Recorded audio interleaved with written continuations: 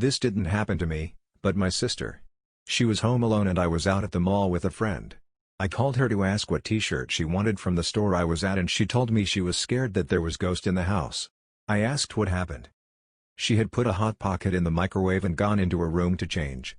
While she was changing, she heard the microwave go off signaling that her Hot Pocket was done. We have a small house, the kitchen and living room are open and connected and her room opens to the living room. She comes out of her room to grab the Hot Pocket, but instead of it being in the microwave, it was out on the living room coffee table, all warmed up.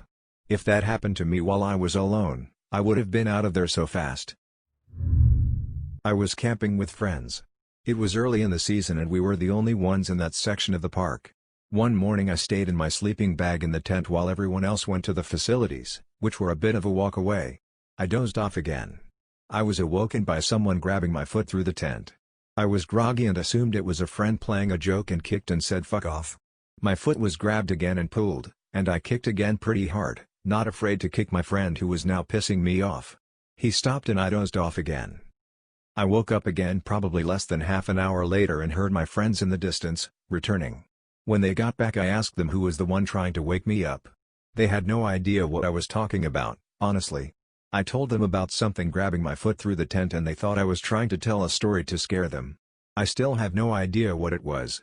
It wasn't even dark out at the time. When I was 10 my parents and I lived across the street from my grandmother.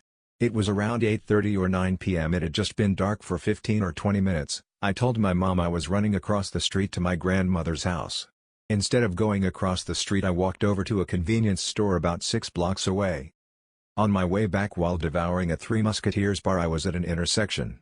A car a block away, not a cop, was going through the intersection and he slammed on his brakes and squealed in reverse and whips his car around and squealed towards me.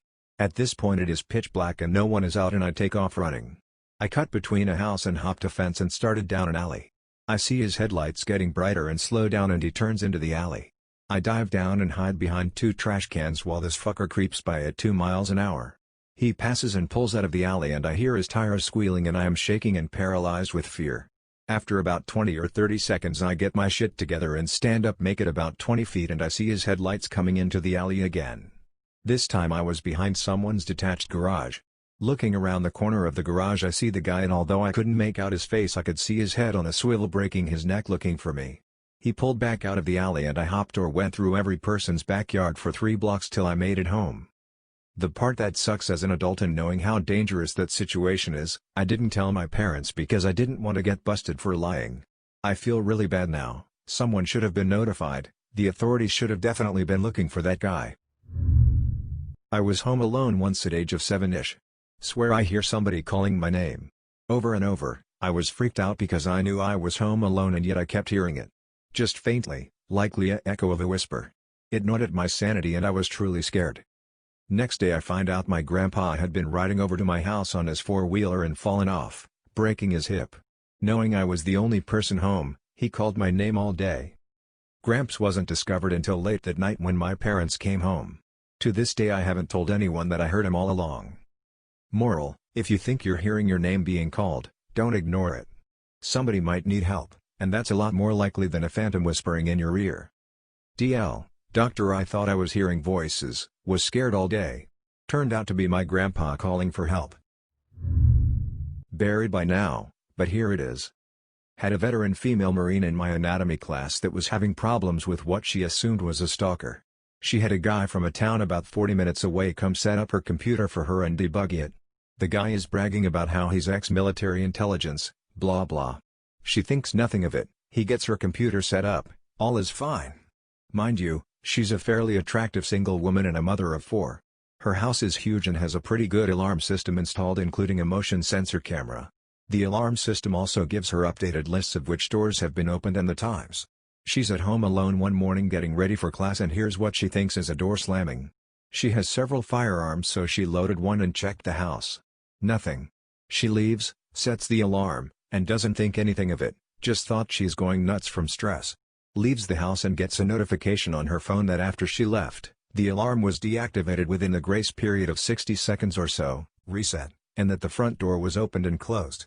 She realized she wasn't hearing things and called the police and the alarm company. They came, searched the house, and came up with nothing.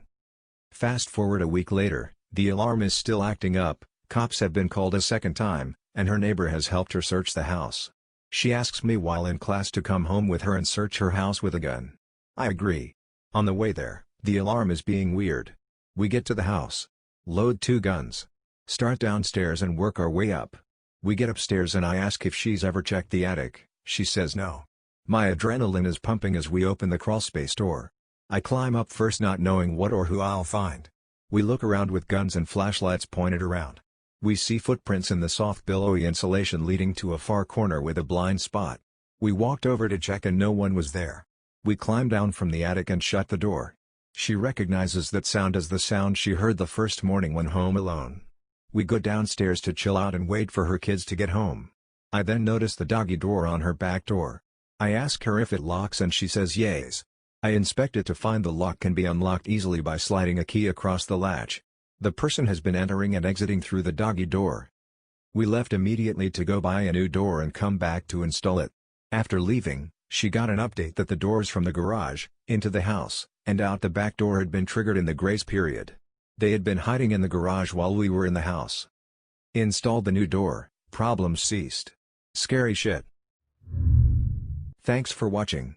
If you enjoyed the video please press the like button. Also, if you are interested in more, please subscribe and turn on the bell to get notified when a new video is dropped.